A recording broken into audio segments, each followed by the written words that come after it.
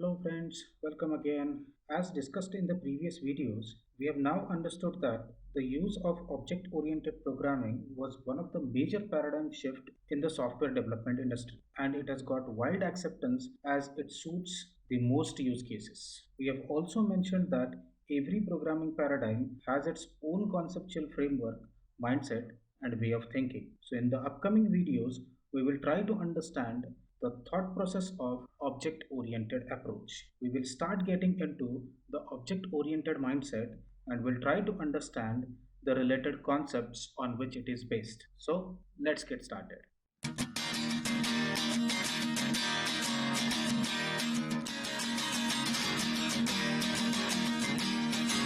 So just a reminder, why to use object-oriented approach is because it helps to handle the complexity of software development and also in generation of adaptable and extensible systems. What do we mean by adaptable and extensible systems? It is nothing but maintainable systems. And if you remember the four reasons why we need maintenance, you can better understand it. The four reasons were correction of faults, adaptation to the new environment, enhancement in terms of new features, and prevention of possible future problems. So, the first two, that is correction and adaptation, can be considered as adaptability, and the latter two, that is enhancement and prevention, can be considered as extensibility. So, all in all, object oriented approach will help us to deal with complexity and maintenance both.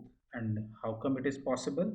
It is because an object oriented software is composed of discrete objects interacting with each other to give rise to the overall complex behavior of the system. Let's take a look at the exact difference between object oriented approach and procedure oriented approach. In procedure oriented approach, the program is a collection of multiple functions and procedures to be executed in a sequence to achieve the functionality. The required data is stored in variables separately at the top of the program. If you remember, this is also called as top-down approach. Whereas in object-oriented approach, the program is a collection of multiple objects interacting with each other to achieve the functionality. The required data and the procedures are defined within the object itself, and it is also called as bottom-up approach. Now, if you want the detailed discussion about procedure oriented versus object oriented, let me know in the comments. I'll create a separate video for that.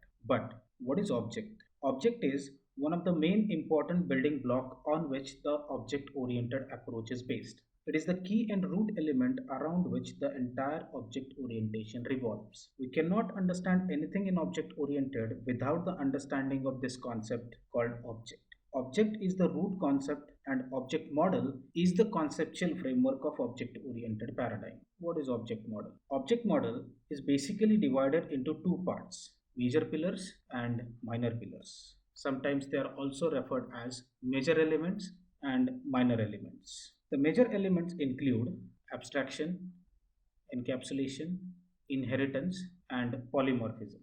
And the minor elements includes strong typing, concurrency, and persistence. Now the next two modules are dedicated to understanding the concept and the conceptual framework of object-oriented programming. Module 2 is completely dedicated to the concept of object and class. And module 3 is dedicated to object model. So don't worry, we will be discussing about object and object model in greater detail in the upcoming videos. But for the time being, keep this in mind that the entire object oriented paradigm is based on object and object model. So as a conclusion to this video, we can say that conceptual framework of object oriented programming is object model. Object model consists of four major and three minor pillars. For understanding of object model, the understanding of concepts class and object is necessary. So in the next module, we will discuss about class and object in greater details. Thank you so much for spending some of your valuable time on my video.